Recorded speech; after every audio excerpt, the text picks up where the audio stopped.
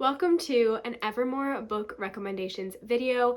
I am so excited to get into this. I feel like Evermore is such a literature style album, and I think it's because the lyrics in Evermore and the style of each song just really lends itself to books. So before we get into it, don't forget to subscribe, give this video a thumbs up if you enjoy it, and all my socials are linked down below as always.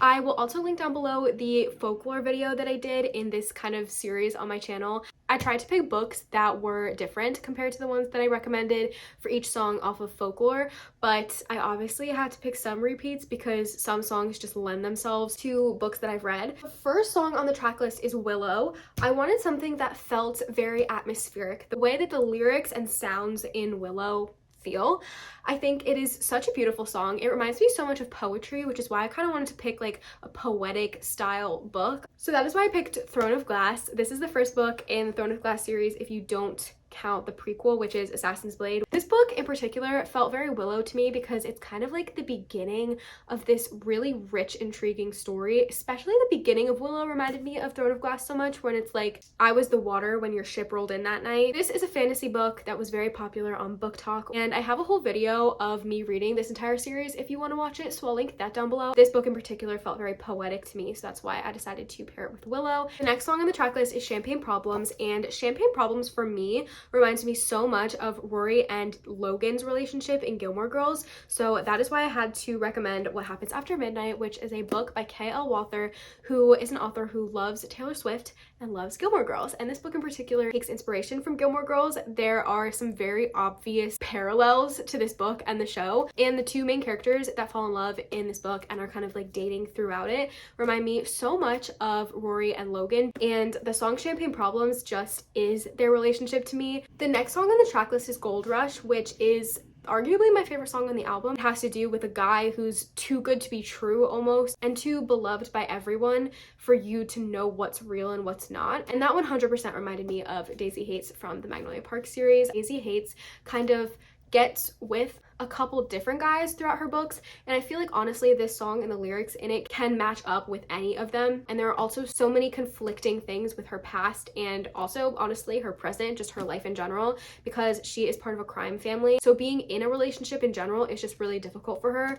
Next, we have 'Tis the Damn Season, and for this one I wanted so badly to be able to recommend a Christmas or holiday themed book because that song does focus on going home for the holidays and going back to your small town, seeing an ex and asking if, you know, you could call me babe for the weekend, as the song says. But I was looking at my holiday romances that I have on my shelf, and none of them were really calling my name. I was like, these are just not typically books that I would recommend to anyone. So instead, I went the complete opposite direction and chose a summer book, Happy Place by Emily Henry. The reason why I picked this one is because of the meaning behind the lyrics. We used to be friends, we used to be lovers, and now I'm back in town. We have a lot to work through, but maybe if we remember how much we loved each other, it would really work out. And that reminded me so much of Happy Place because the two main characters in this book that end up falling in love had fallen in love in the past. There's a conflict that happens that forces them to kind of break up their friend group, honestly. They go back on one of their annual summer trips with the entire friend group. It just reminded me so much of the dynamic of the couple in 'Tis the Damn Season. The next song is Tolerate It, and if you didn't know, Tolerate It is actually allegedly inspired by the book Rebecca, which Taylor Swift allegedly read and kind of got the inspiration for the lyrics in Tolerate It. I would love to recommend that book, but I haven't read it yet, so I picked Daisy Jones and the Six. This book matches these lyrics so well. My love should be celebrated. You tolerate it. I think if you really like music, you would really appreciate this book. It's told in the form of an interview and focuses on a band in the late 60s, early 70s, and focuses on kind of the rise and fall of their fame. The next song is a fan favorite, No Body, No Crime. It is basically about a murder mystery, sort of, but not really, because the main character in the song knows who did it and is trying to prove to the police and to everybody involved that he actually did do it.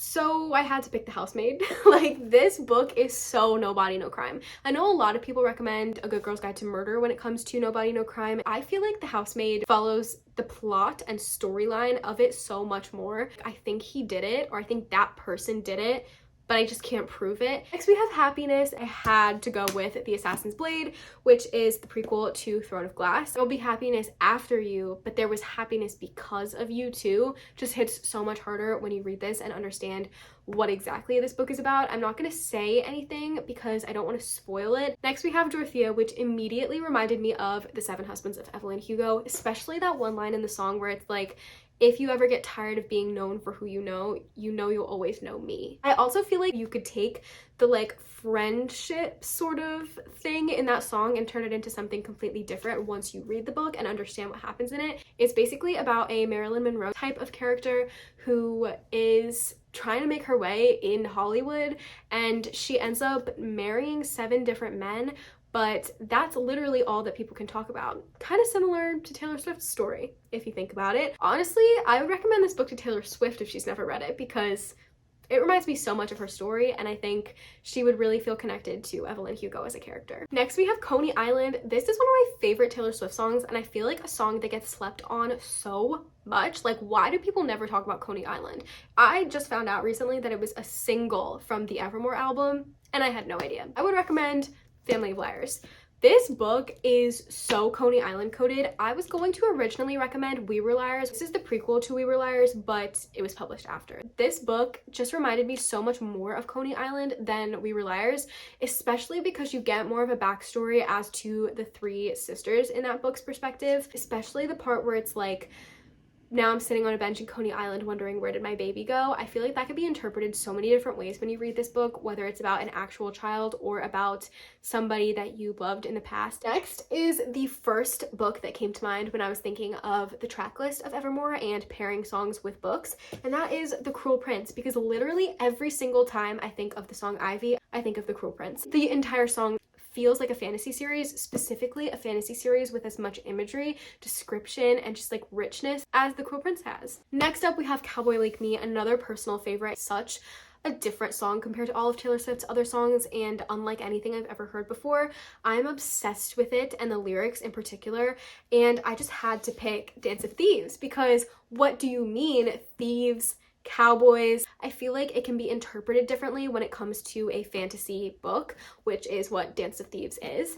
And just the whole part where it's like, you're a cowboy like me, perched in the dark, hustling for the good life, never thought I'd meet you here, it could be love, you know, all of those lyrics just reminded me so much of this book. And, you know, don't take it too literally. Like, with your boots beneath my bed, forever is the sweetest con. They're not cowboys in this book. They are thieves, and they do end up falling in love in like an enemies to lovers type of way. It just had to be said. Next up is Long Story Short, and originally I had kind of gone back and forth when it came to pairing this song with a particular book, but I like where I landed on this one. I think everything I know about love is so Long Story Short, where it's like, long story short, I survived. This book just is all about survival, you know, going through life and going through so many different situations that are so difficult at the time. The end result is just you learning so much about yourself and so much about how the friendships that you've made along the way are what really matter in life. I personally think that this is a memoir every woman should read at least once in their lives. The beginning was a little bit slow for me, as I've talked about many times on my channel, but I feel like this just is the epitome of long story short and the whole lyric of long story short, I survived. Marjorie. Marjorie is such an interesting song to kind of connect to a book, because it just talks about Taylor Swift's grandma and how Taylor Swift's grandma passed away and how she kind of left her legacy of being a singer down to Taylor Swift. There's this one lyric where it's like, I wish I could have kept every grocery store receipt because every scrap of you would have been taken from me. And it really talks about the fact that she was too young to really understand what loss was and to really kind of make the most of the years that she had with her grandma before her grandma ended up passing away. And that just reminded me so much of Cassie and her mom's relationship in The Naturals, or not even their relationship, but just the whole situation that they were in, and her mom passing away when Cassie was so young. The Naturals basically focuses on this group of gifted teenagers who get recruited into the FBI. I highly recommend it for anybody that sounds interesting too. Next, we have Closure. This is such an interesting song. Nobody ever really talks about it, and it sounds very interesting, as well as like the way that the lyrics are kind of like staggered and like spaced out a little bit. It's so interesting. If you've never heard it, I highly recommend it. And I would also recommend, just for the summer, when it comes to her relationship with her mom, it just reminded me so much of Closure and the specific lyric that says, yes, I got your letter, yes, I'm doing better. It cut deep to know you.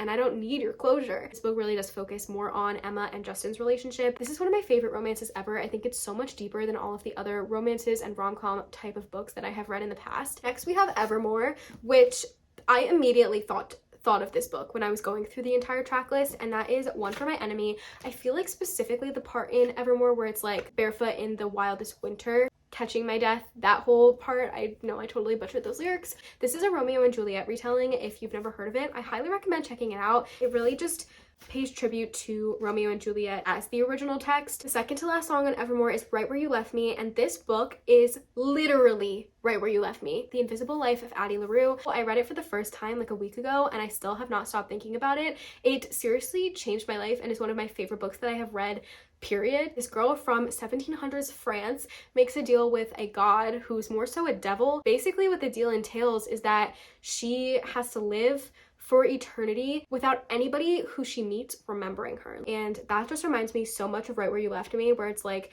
I'm here sitting in the restaurant, like right where you left me, still in that moment in time, frozen. Nobody really like understands around me what's going on within my head. And then the very last song on the album, It's Time to Go. The second I read this book last year, I instantly connected it to It's Time to Go by Taylor Swift, which basically the entire song is about, you know, deep in your soul when you need to leave and like get away from a situation because it's not serving you anymore. And that is so Malibu Rising coded. The story in particular follows the oldest daughter in the family, Nina, and how she kind of handled and coped with the way that her father and his behavior affected her growing up. And it just instantly reminded me of that one lyric of like, you know when it's time to go. Thank you so much for watching this video. I feel like I talked a mile a minute, so hopefully you enjoyed it. Don't forget to give it a thumbs up if you did, and subscribe to see more videos like this. Also, let me know down below what album you would want to see next. I have been thinking of what I could do for the Tortured Poets department and the anthology, but you know, I'm honestly open to any suggestion